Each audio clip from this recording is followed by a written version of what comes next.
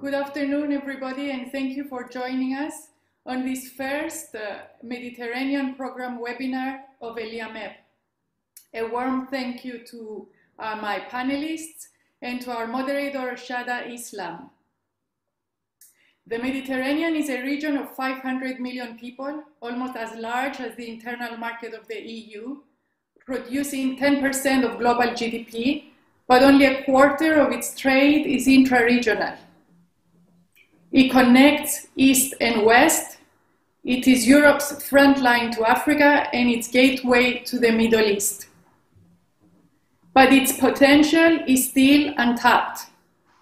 The Mediterranean program of ELIAMEP focuses on the positive agenda, aiming to produce geoeconomic analysis and conversations that contextualize risk, but also look at opportunity. For this first conversation, we look at how climate change and the EU Green Deal place the Mediterranean at the heart of new geopolitical and economic dynamics. Thank you for joining us, and without further ado, I pass the floor to my good friend, Shada Islam. Shada? Thank you. Thank you so very much, Cleopatra, for inviting me to moderate this debate. And thank you also to ELIAMEP for asking me to be here. I'm really delighted. I'm based in Brussels and I'm working on geopolitics and also on the Mediterranean region. It's absolutely brilliant that we're all here together to discuss an issue which is going to be really the key to the future of the region, but also for the European Union, and that is climate change. How do we deal with it? How do we tackle it? How do we combat climate change on both sides of the Mediterranean?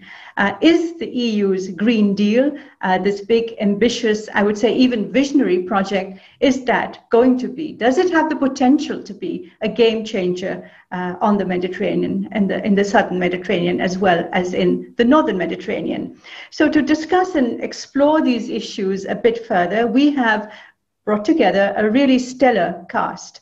Let me introduce you to them very, very briefly. Ms. Alexandra Tomczak. Hello, Alexandra, member of cabinet of the Executive Vice President Frans Timmermans, and she's in charge of the European Green Deal, and she'll be explaining to us the nuts and bolts of this Green Deal and what it means for our neighbors.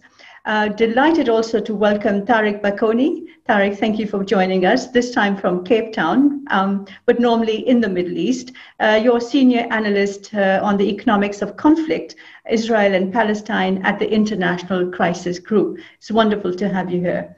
Ambassador Selim Yenel, thank you very much for joining us as well. You're president of the Global Relations Forum and previously, among other things, ambassador of Turkey to the European Union here in Brussels.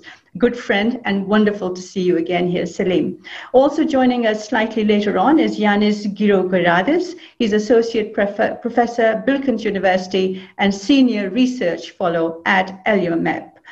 Some housekeeping rules before we start. This event, as you know, is being live streamed on our website, ELIAMEP, and on our official accounts on YouTube and on Facebook. I'm hoping this will be an interactive panel, interactive discussion. So we'd really welcome your questions and your comments, and you can submit them to us on events at ELIAMEP and gr.gr. So please do that, and my colleagues will send your questions to me. Now, Cleopatra has already talked about the opportunities offered by the southern Mediterranean countries, 500 million people, 10% of global GDP, but only 25% of the trade is interregional. Of course, these are questions that are of immense importance to us here in the European Union as well. But first of all, let's now look at the Green Deal. The European Union's Green Deal has been talked about as being a game changer here in Europe, but also for the rest of the world. And climate diplomacy, Green Deal diplomacy, is going to be a major task for this European Commission, which has put it as ahead of all of its targets, Green Deal, and of course, digital as well. So let me turn to you, Alexandra, first of all, to try and explain to us a little bit about what are the major ambitions and how you intend to actually realize them, fulfill them in real life. So Alexandra, the screen is yours. Yes, thank you very much, Shada, and thank you to ELIAMEP for inviting the Cabinet of the Executive Vice President to speak about the European Green Deal. So we presented the European Green Deal at the end of 2019 in a world which was totally different to the world that we see today. Even though it was less than a year and a half ago, we proposed a transformative agenda to put the world, to put Europe at least on track with averting the climate crisis, even though we know already that we cannot really turn the clock back on climate change. There will be climate change, but the European Green Deal is more than this. It is also about protecting biodiversity, about turning the tide on 1 million species that we see the risk of losing. Our goal is to become the world's first climate neutral continent by 2050. It is a profound transformation of our economy, similar to what we have seen during the Industrial Revolution. And back in 2019, we were really the only region that has been making these sort of commitments. But today, around 70% of the global greenhouse gas emissions are captured by similar commitments. We saw China, Japan, South Africa, South Korea committing to climate or carbon neutrality around the mid-century. And there have been voices when the pandemic started which said that we should just abandon the European Green Deal, but instead the European leaders have made a pledge to make a green recovery and to set up the new fund we call Next Generation EU and spend 37% of that for climate friendly investments. So we definitely see this as an opportunity to build back better, also because we see a number of overlapping transitions happening at the same time, whether it's gender equality, more democratic societies, more inclusive societies. By having this green recovery, we can actually build back better, not only on the climate and environmental front, but also in many other ways. And of course, the European Green Deal will profoundly change Europe, will profoundly change our energy systems, but will also profoundly change the way we interact with the rest of the world, as you said. And the southern neighborhood being the closest neighborhood together with the eastern neighborhood that we have, it will also change the way we interact with our neighbors. Right, Alexandra, thank you very much. So already, in a sense, the Green Deal is making an impact, at least in perceptions and in terms of goals and visions that we have to sort of follow and aim for.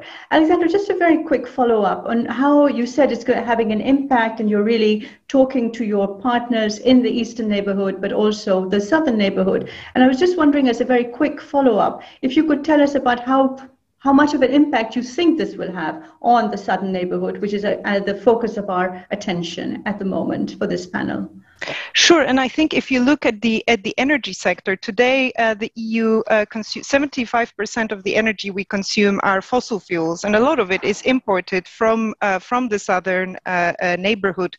We import more or less 20% of the world's oil imports. We import 320 billion euros worth of fossil fuel imports every year.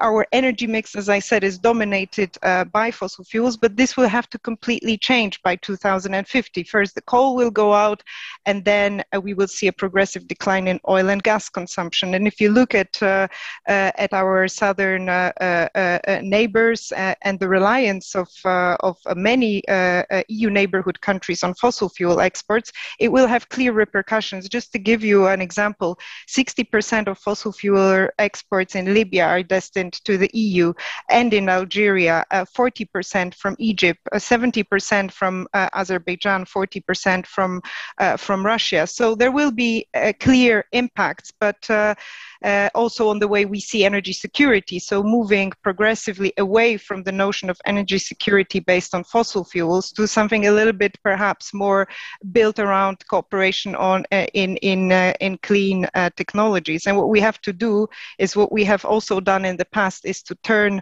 a crisis into an opportunity. And this is what we're doing in Europe. We're trying to turn the climate and biodiversity crisis into an opportunity for growth and for investments. And this is a similar cooperation agenda that we would like to offer to our partners in the neighborhood.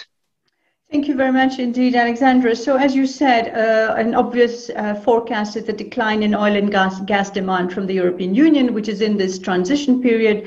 And of course, the crisis you're seeing as an opportunity. But I wonder now, Tariq, just to turn to you, you are on the ground, you're traveling there, meeting people, etc. The challenges on the ground in the field really are enormous, aren't they? So what are the prospects really of using these tools and this vision, this ambition that Alexandra has set out in terms of the EU Green Deal? How does that translate into what's happening there? What are the prospects of this actually getting some traction?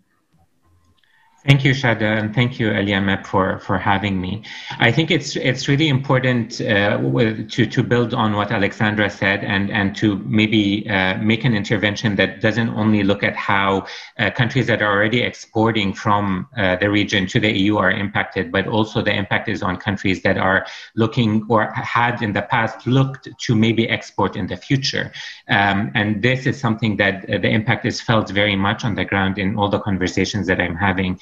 Certainly over the course of the past 10 years, as anyone who's been following this region knows, that the gas reserves that were discovered in the Eastern Mediterranean and in the Levant Basin have changed the local geopolitics.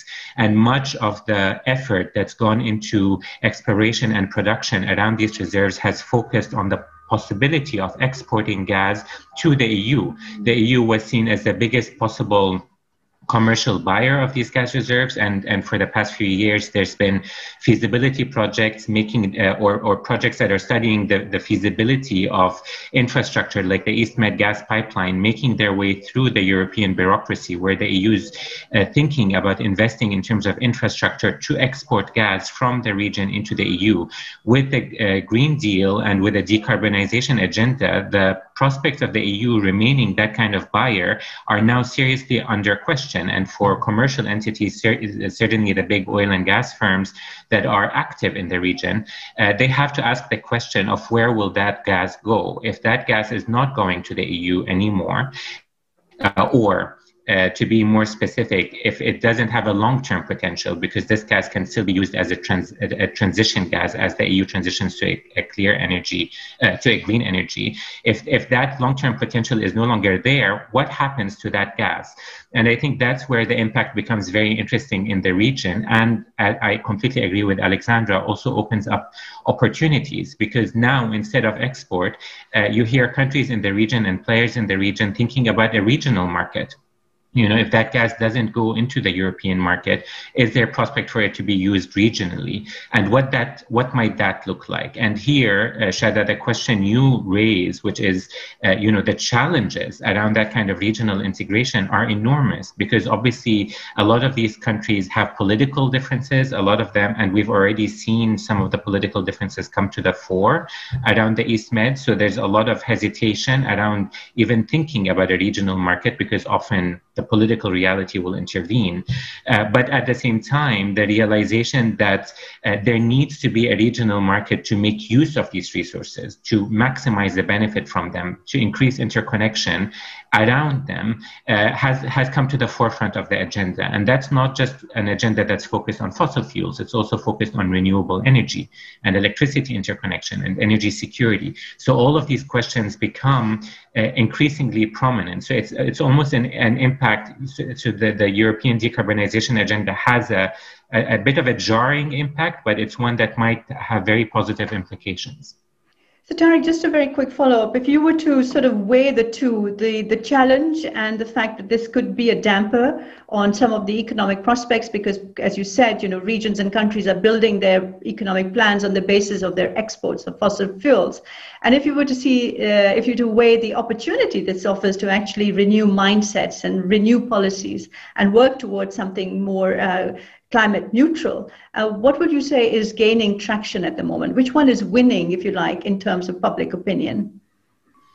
I think it's a difficult question to answer because I think that it's the sort of the challenges and the possibilities for cooperation are so interdependent. So I think that the first thing I want to say is that there are low-hanging fruits here. The region is very much one that is capable of moving into a greener reality because it uses a lot of dirty fuels, coal and heavy liquid fuels. So you transitioning into natural gas, which is far from ideal, but is still a much cleaner fuel, is one that the region and different players in the region is an agenda that they can pursue and they can work towards. But increasingly, there's a recognition that unless there's a regional market and unless there's a sort of a collective effort to move in that direction, then those opportunities are going to be very quickly missed. So we see, for example, and I'm sure we'll talk about this on the panel, platforms like the like the Eastern Mediterranean Gas Forum coming into being that is creating a platform for the different countries to start thinking collectively around some of these challenges. That is a really good development, but at the same time, these platforms exclude key players, including Turkey, including Lebanon. So in thinking about these opportunities, we also need to be cognizant of the fact that political realities are very challenging, and wishing them away is not a resolution. We need to move in a direction that's inclusive and that brings all these players to the table in a way that's productive.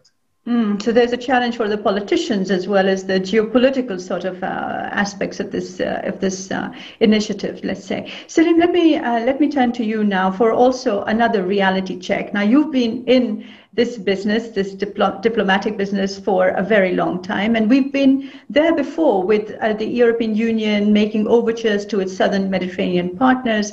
We talked about the Mediterranean Union. There was the discussion in Barcelona when this whole initiative was launched. We've been there before, but is it different? Is it really different this time around, given all the different challenges that we face today, including the pandemic, but also the need for inclusive green growth? Is it different this time around? Well, Shara, thank you very much. And thank you, Eliamat, for inviting me for this session. Indeed, we've been there since the beginning, in 1995 in Barcelona. And I think that this is the third, fourth, or fifth generation in which the EU is trying to find ways to incorporate the Southern Mediterranean into its larger economy. Now, as you mentioned, and everybody else has mentioned, the challenges are basically new, but we still have existing challenges. They haven't gone away. And in the last 10 years, the Southern Mediterranean countries have gone through very extensive social and political upheaval. So we have to take all this into consideration. Now, has anything changed? I certainly hope so, because in the previous, let's say, generations of documents, they have been, very well written, very lofty goals, but implementation has not been always up to par. And this is because of, certain mistakes here and there, not really understanding what the southern countries had wanted. And let's be very frank here. When the first efforts of the EU have started, the main goal was to develop those countries in such a way that there would not be any need for migration towards the north. That was the ideal at that time. Now I suppose that has changed. But again, implementation has been very uneven, and there have been a lot of complaints in the past. So this is one thing that I think that the EU is now taking into consideration. But let's be also realistic with regard to what you can expect from the southern countries. Governance is very crucial. Again, there's a lack of governance in certain parts of the southern countries. And one other thing is that the priorities could be different. I mean, first of all, I think that the awareness has to be created. Yes, maybe there is some awareness, but not maybe all around. And the priorities of those countries will be different from the northern countries. As I said, the existing challenges may come the climate change or the digital economy, which is also important. But we have to we have to understand how the priorities will be set in those southern countries. So on paper, everything looks nice, but it's always the implementation. And I'd like to call what we're facing is challenges without borders for all of us. We have to be in it together. But as I said, you have to create awareness and take into account the priorities of each country. The priorities of even in the EU are different. The northern countries are having different priorities. We've seen that. The digital economy is coming up. So what I'm trying to say is basically there should be more and more dialogue, more and more empathy that you probably don't hear in diplomacy, but I think that's coming up more and more understanding. Otherwise, this document will not fly. And I certainly hope that it will fly because there's a lot of experience, there's a lot of background to it. So I think that let's try to be cautiously optimistic about whether this can succeed. What you said, Salim, if I just a quick follow-up, you said that these are cross-border challenges and these are transnational challenges that we face. But shouldn't leaders on both sides of the Mediterranean be thinking in terms of region now rather than national concerns? Because what happens on climate change or the pandemic or growth is needed in one country obviously cannot be done alone. So in your view, are mindsets changing? Is there a more constructive approach emerging, even if it is just embryonic form at the moment? Do you see that happening? When I was reading this paper very carefully, I wrote down notes and I said that this is the most daunting part of it. Go from national to regional. It's the biggest challenge maybe because still nationalism exists. We have to convince, first of all, the leaders, of course, that dialogue and cross-border cooperation is essential. We have to put aside politics, if possible. And therefore, it's important to create certain projects that has politics as little as possible. But then again, it comes up. So I agree with you that leaders, first of all, the leaders have to come to terms with going regional if possible. But as I said, it's a daunting task. Let's just hope that it will be like that.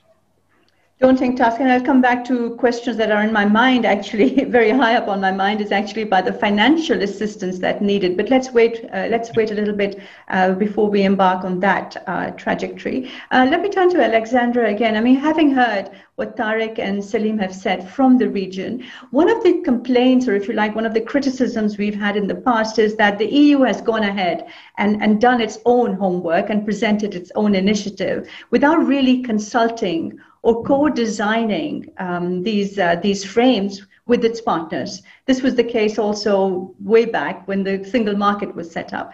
In this new Green Deal and this initiative on digital, this just transition that you talk about, how have you taken into account concerns of the partners? And if you haven't, are you going to do so as we go forward? Yeah, thanks for this question. I think maybe the first example I would like to start with is the proposal for a strategy with Africa that we have proposed last year. It was one of the very first documents we wanted to put on the table. Before adopting this document, the whole College of Commissioners traveled to Africa to meet with the College of Commissioners of the Africa Union. So there is clearly, I think, an understanding, and before before the EU-Africa summit, before we put any concrete actions on the table, there is an extensive process of consultations programmed, because we know that some of the priorities, as were mentioned earlier, will be different. So this will be a whole, let's say, effort of this green diplomacy to try to find ways in which we can work together. And just to give you an example, maybe two examples that I think could be, let's say, the way forward, and we could have win-win for the region, for Europe, and for the Mediterranean. One is on the development of hydrogen.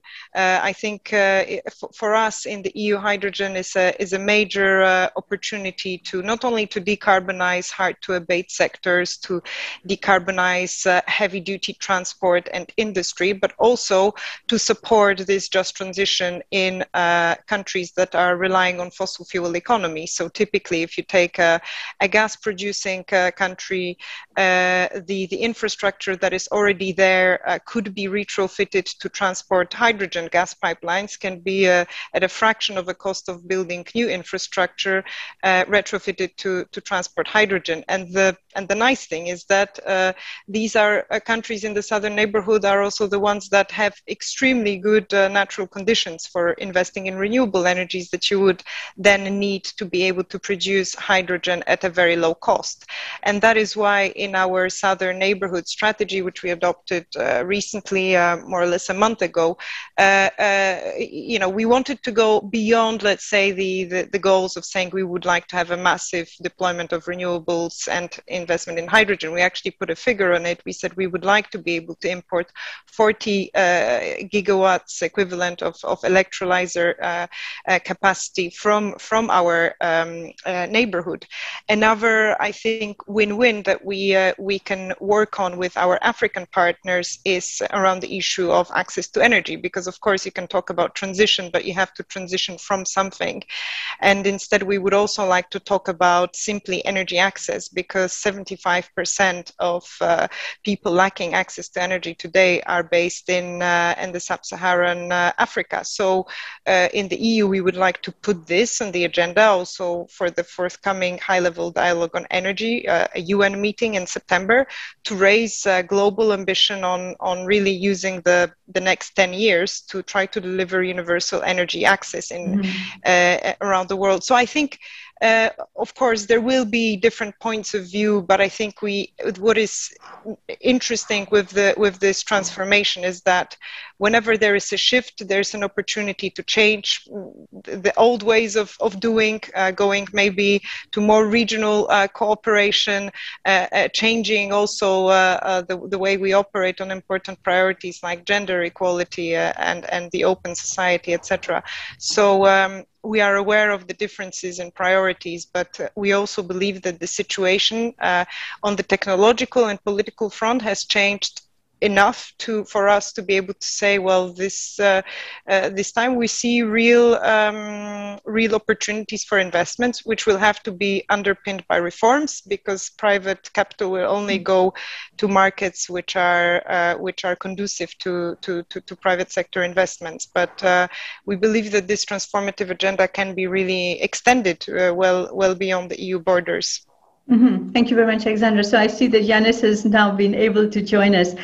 Before I turn to Yanis, can I just ask everyone who's watching this online to also send in some questions? As I said, I want your questions, your comments that I can then put up to our panelists. So Yanis, your view on the Green Deal as a possible game changer for the Mediterranean. Well, hello, and thanks very much for the invitation. And I would like to take the opportunity to welcome Cleopatra to the family of ELIAMEP. Her contribution is going to be very important because she will be working also on a very important topic, I think.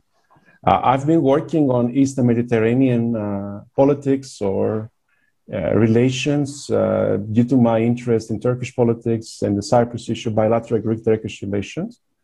And it has been some time since there was some optimism in this field. Unfortunately, we hoped that energy and the discovery of natural gas could provide a game changer for at least the Cyprus question in Eastern Mediterranean. Unfortunately, things didn't go the way many of us had expected. The existing disputes, to some degree, swallowed the opportunities that the discovery of energy in the Eastern Mediterranean could bring about. Now we have another opportunity, and I do think that this opportunity is one that we shouldn't miss, because it addresses not only sovereignty disputes or sort of like the definition of interest in the region, but it addresses the very future of the region and the very future of the planet, right? So the Mediterranean is a region, despite the disputes, there are common environmental issues, there are common economic opportunities, there is a lot of untapped potential that is out there waiting for us to be discovered. And in that respect, we need to think outside the box. So we shouldn't let the existing issues and the bilateral difficulties, like between a number of countries around the region, to let us forget this or ignore this parameter. I do think that the Green Deal provides a very interesting framework and a possible catalyst for a reconfiguration of the relationship of key actors in the region, but also it will give us the opportunity to reimagine the Eastern Mediterranean as an integrated region, which has never been the case, I think. So there has been recently an article published by Michael Tanhum, on the website of ELIAMEP that highlights Greece's increased interest in the Middle East and the Eastern Mediterranean, and highlights some opportunities or some new initiatives that the Greek government has been putting forward regarding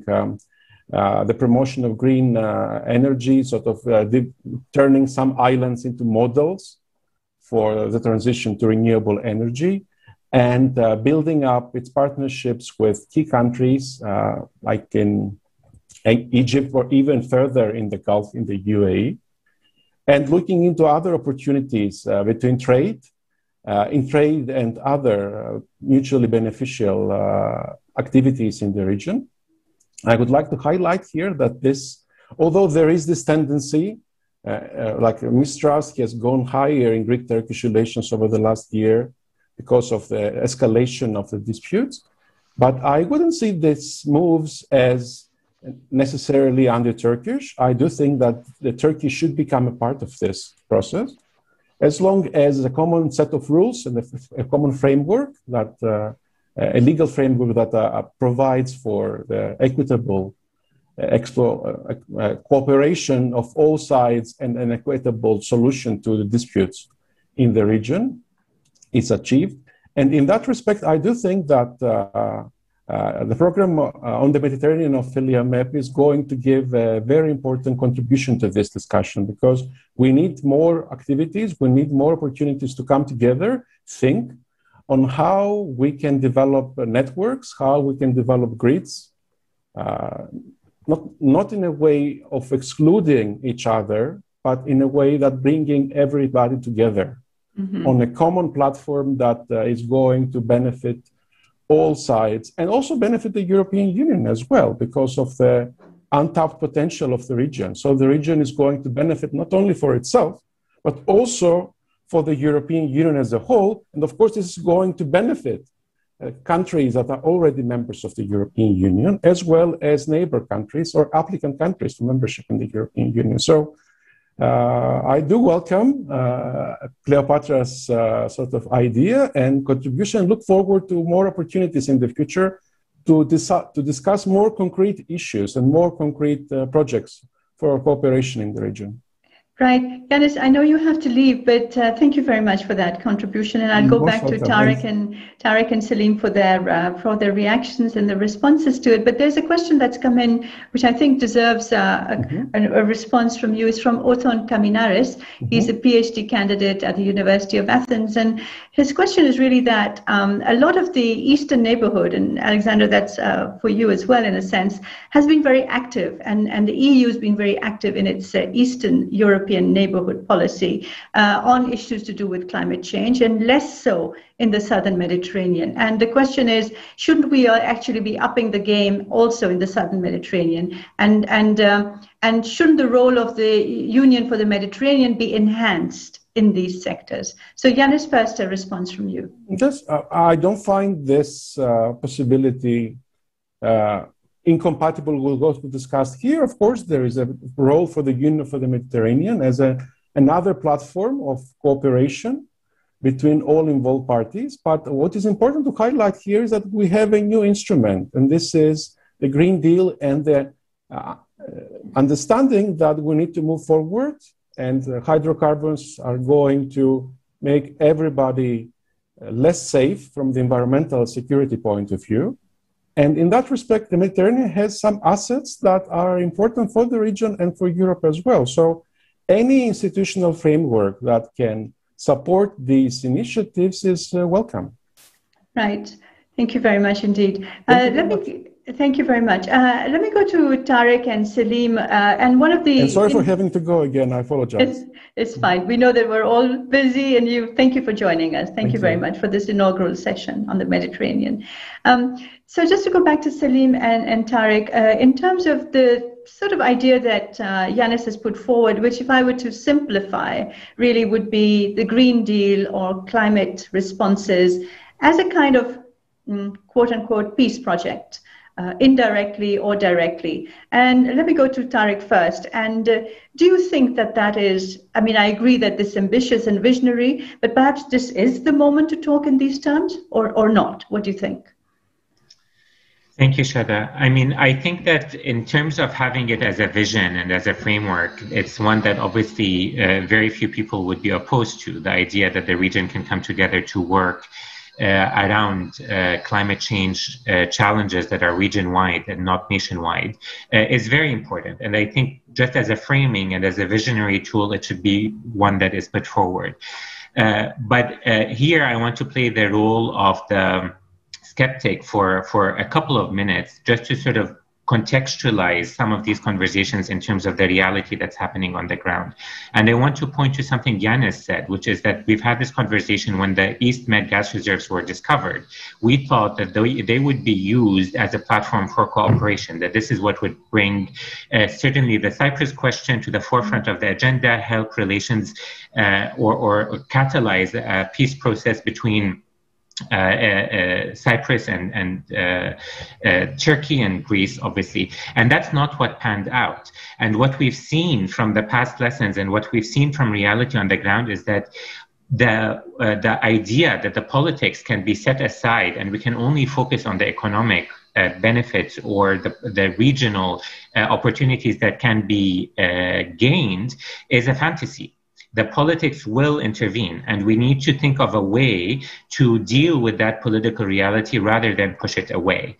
And we see that in different areas in the region. We see that in Israel, Lebanon. We see that between Israel and the Palestinians. We see it between Turkey and Cyprus.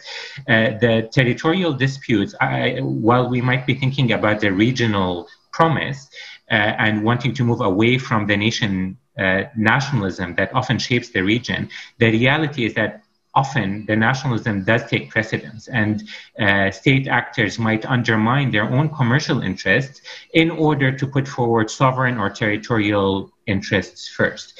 And so I think one of the big lessons for the EU and European actors when they're dealing with this is that this idea of economic peace, that commercial interests will lead to peace, is false. We cannot have that binary. Economics and politics work together, and if we want peace, we need to advance economics, but we also need to deal with the political agenda in ways that are productive. And I think that's very difficult to do from the EU, given the very real divisions among member states around the politics of the region. Thank you, Tai. That was a good reality check, but there is a point to be made also to think about the wider region rather than just the Eastern Mediterranean. So I'm going to turn to Selim for that. Selim, you did say that working on specific, and I think the word you used may have been technical projects, is one way out of this current impasse and deadlock on some issues, which have to do with his history and geography and former complaints and criticisms that we've had. Can we move forward, for instance, with the Green Deal as a project that can take us forward into more cooperative, collaborative territory than competition and rivalries? Well, I think that we have to take this into the framework of what Tariq has said. I think he nailed it. He put it right, in the proper context. Unfortunately, politics is a reality, and idealism melts away in front of realism. But I think that there is an opportunity, of course. I mean, if you're rational, you think that you should be able to manage these things in a way that benefits everybody. But even on terms, we have difficulties. For example, Yanis mentioned equitable distribution. We have even differences about what equitable might mean. So putting that aside, I'd like to put on, a more positive spin on this. Is yes, we need baby steps, projects that avoid politics as much as possible. Something that when you get together, and I think that I was going to ask the question. Somebody did. The Union for the Mediterranean is a good platform to manage these things, because there, at least all the countries, the ones that even have disputes with each other, are around the same table. Difficult maybe, but at least they're there.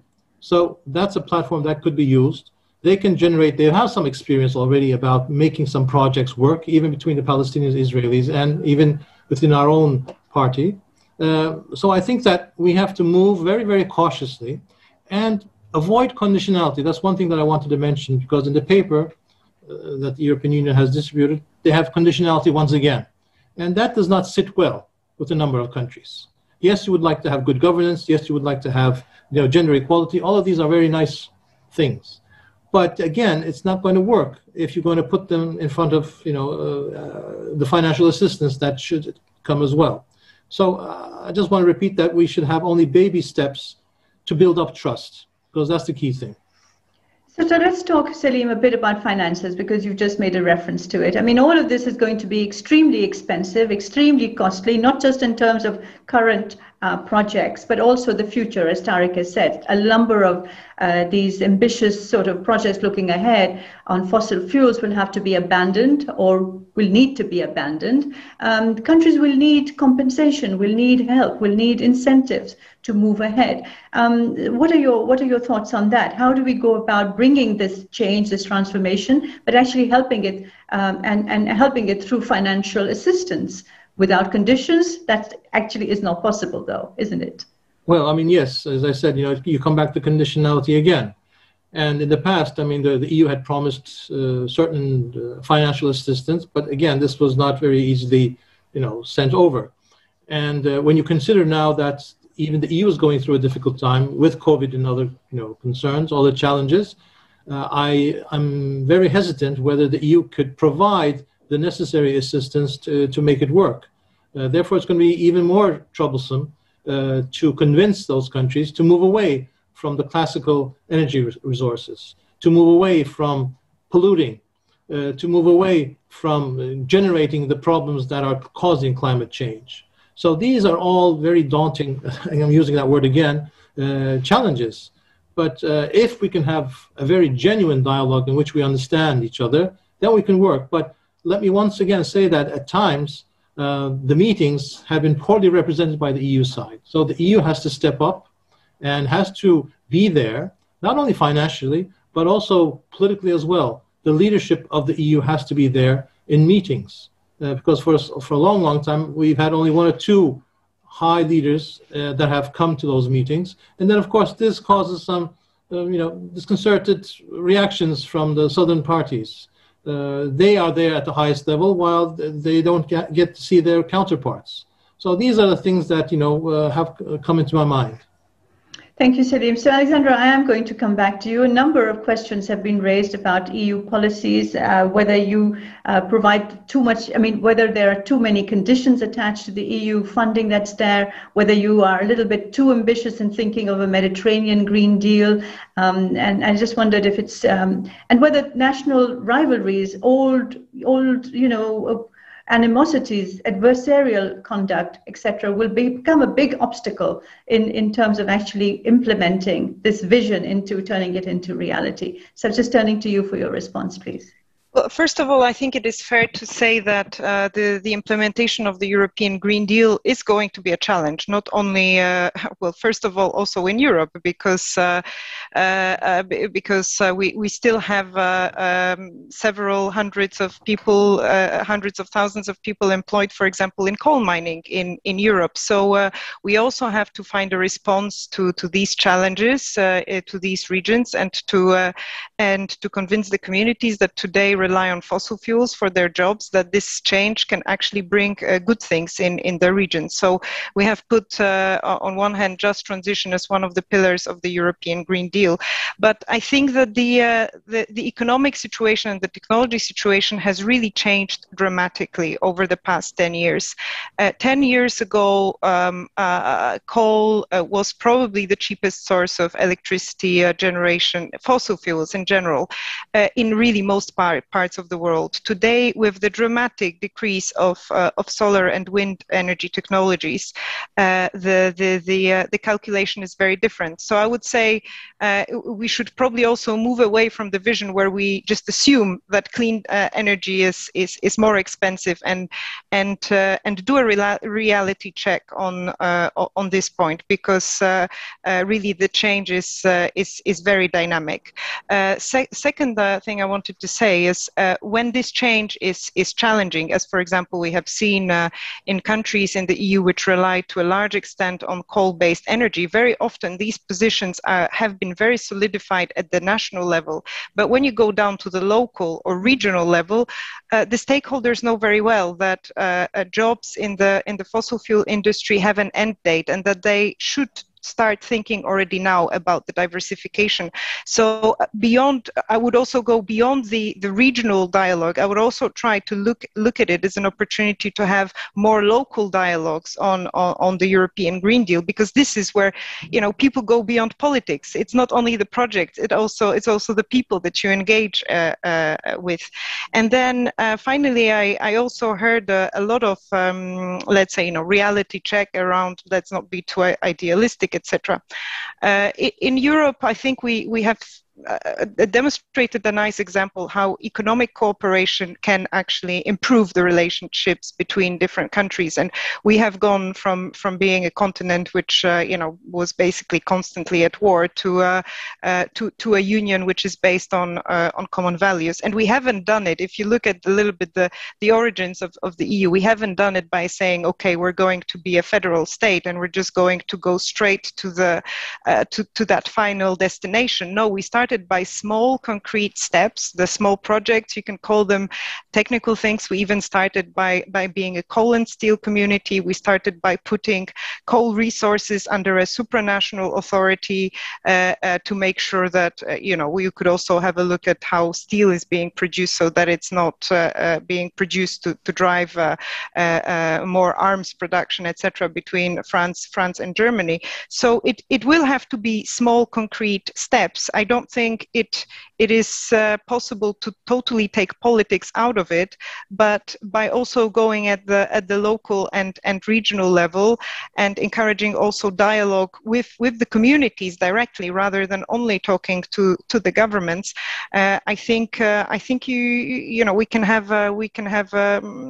perhaps bypass the more difficult or yes, solidified positions that have been there for decades. This is at least how we have approached this social inclusiveness, and it is a constant challenge because you have to engage on a constant basis. It's not a one-off, but I think this is really the only way to make this transition inclusive.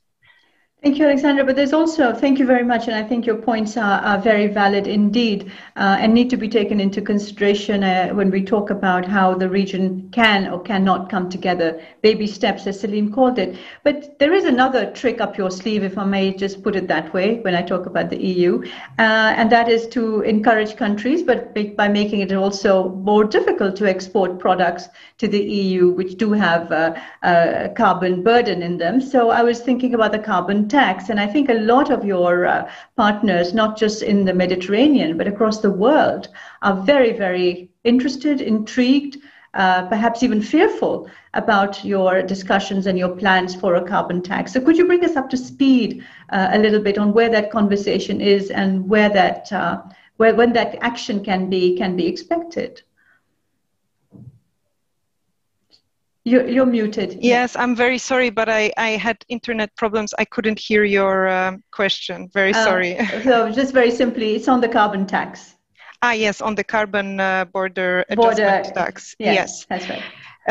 So there is, of course, a big debate around this, and we see that there's a lot of concern among our trading partners in which direction this is going. Well, let me just say that we will come with a proposal in the summer this year, alongside our big package where we will announce the review of our emissions trading scheme, new targets for renewables, energy efficiency targets, etc. We will also have a proposal for a carbon border adjustment mechanism, and this will be essentially to create a more level playing field for our own industry, so that our imports reflect a little bit better the carbon that is embedded in these imports. And so far we have seen our trading partners engaging with us more, let's say, okay, being concerned what is going to be the impact of this measure, but also thinking, okay, is this do we need to then change and move to more low carbon products in order to keep trading with Europe? And it can also be seen, both sides. You can gain access to a new market, therefore develop a product that can then be sold in other markets, because this the train of net zero transition is getting bigger. 70% of greenhouse gas emissions worldwide are captured by this. So I think we might be the first market where these products can be rolled out, but in the end of the day, those countries, those trading partners that will move to that niche faster will have then more advantages to then trade with others like Japan, like South Korea, and others who are making similar commitments. Right. So, yes, I'm going to come back to the panelists on that. So there's EU, in a sense, using its regulatory power to try and be more active in climate diplomacy, in a sense, the more sort of strong arm side of climate diplomacy. Yes, Salim, I was going to come back to both you and Tariq to get your reactions. And also for you, as we come towards the end, is to give a more positive sort of view on what you would like. Maybe 2 or 3 points that you would like going ahead that the EU could then follow. And Alexandra can then take back to Vice President Frans Timmermans as some ideas that we've generated. And finally, I'll give the floor, once our panelists have spoken, to Cleopatra to try and give us her insights on how we're going to move forward on this absolutely fascinating and very important conversation. So Salim, your screen. I'll start with the negative and turn it into a positive. Okay. The carbon tax. I mean, this is something that's a very important issue.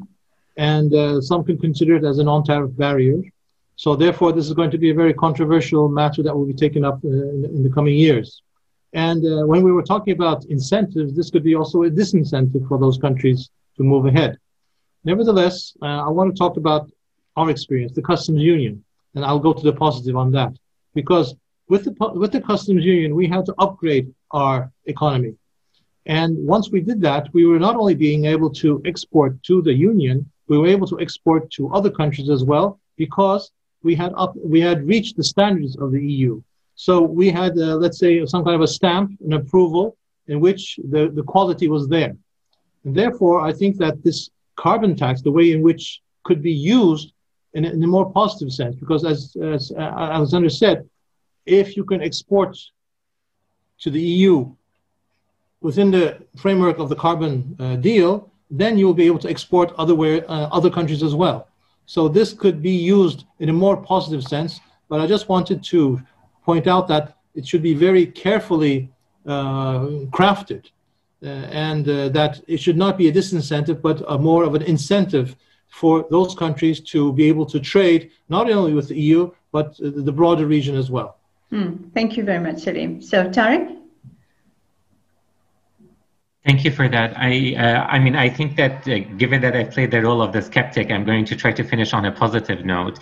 I do think that this is an incredibly important development, just in terms of the Green Deal generally, in terms of the EU using its political and commercial power to at least expand the horizons of the vision and the conversation. And I do think that that has an impact on the ground.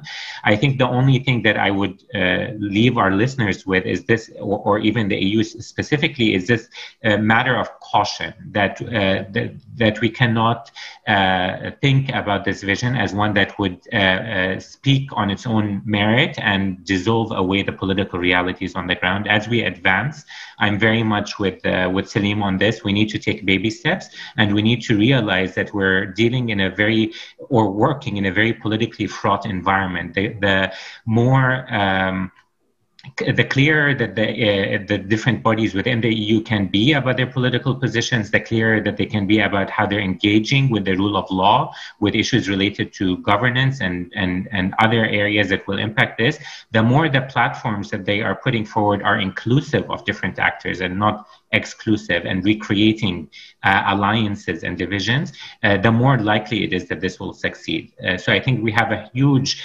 past behind, or a huge amount of lessons from the past behind us that we can incorporate into this going forward. And I certainly hope that it's one that will bring the region together in a way that's cleaner and more stable. And of course, a very important point that Alexandra made was also the role played by subnational entities, so the cities and the regions, provinces, etc. And especially, I would say, cities and mayors in cities who sometimes tend to be more visionary and more open to conversations and dialogues than perhaps their national counterparts. So thank you very much indeed for that, Tarek and Selim and Alexandra. Now, I'm going to turn to you, Cleopatra, and I guess there are two thoughts in my mind. First of all, it's clear that this is not going to be a miracle solution. It's not a quick fix, not overnight that a Green Deal proposal from the European Union, however visionary and ambitious and important it is, will turn and change mindsets in the region. There's too much history there for these things to happen. But we know that. We're not naive, we're not silly. We know that there are challenges, and everyone said that. But at the same time, I would say that I've sort of seen and heard now that there is a recognition that small steps matter. And if small steps are taken, it can lead slowly but surely to a change in mindsets and frames about certain, let's say, sometimes rigid outlooks. So I was just wondering, from your point of view, Cleopatra, having heard this and being involved with the think tank, where do you see this conversation going, and where do you think we should be focusing as we move into more of the nuts and bolts of how this is going to happen? Screen's yours. Well, first of all, I'll take the positive spin, cognizant though of Tarek's very acerbic, sort of to the point reality, where our political leadership is still rooted in the past. It's not looking to the future, and it's discussing politics in a way that uses the past, not the potential of the future. So what we are trying to do with ELIAMEP and our work is to infuse the political narrative with geo-economic analysis, socio-economic impact analysis, so they can see facts in the way they make decisions on their political priorities. So to see what the impact is to their economies and to their people if they continue to hold us back and not looking forward. The world has changed. Digital transformation, the Green Deal. So baby steps, but with a future and a vision to what the EU can do to bring this region together. And the EU has a significant role to play in hand-holding this process. It cannot let it be either led by the colonial past, and I'm thinking of our relationships, the North Africa countries and the Levantine countries with our European countries, but it needs to be a co-creation. So conditionalities need to be co-agreed or co-negotiated in a way that help both our region, but also the national priorities move forward. We spoke a lot about the Eastern Mediterranean. I think there have been positive steps in agreeing collaborative structures in the region and looking at the regional market. We want all the countries included if it is to be a robust and peaceful project, if the Green Deal is going to be a peaceful project. But I'm mindful also of the Central Mediterranean countries like Algeria, Tunisia, and Libya, who need to transition, and Alexandra is an expert on just transition. They need to transition from brown asset oil economies to green economies because we all share the same neighborhood. So this transition is not an option, it's a given. How we do it to bring peace to the whole region is also a big stake. But who says that who says that we only choose the easy part in the work that we do? I think if we manage to get the Mediterranean countries to become a region of collaboration and interconnectedness, it's a long project, like the EU is a long project. I take Selim's point, baby steps. I take Tarek's reality on the ground where we are today, but I'm pushing to what Alexandra has said in where we need to move forward. So with that, I want to thank everybody. We have a lot of work to do in terms of getting the Mediterranean into an interconnected region, but thumbs up for the effort that we've started today and more conversations to come in the future. Thank you. Thank you very much indeed, Cleopatra, and thank you to Tarek and Selim and Alexandra as well. Just to say that Cleopatra and I have an article coming up on Monday, written for Brussels International Center on the role of women in transforming and changing the Mediterranean region. So International Women's Day, March 8th, something for you to read and look forward to. Thank you all very much for your very honest and frank intervention, but also for the hope and the constructive elements you brought into this discussion. So from me, Shada, thank you very much. Bye, everyone. Take care. Stay safe. Bye. Bye.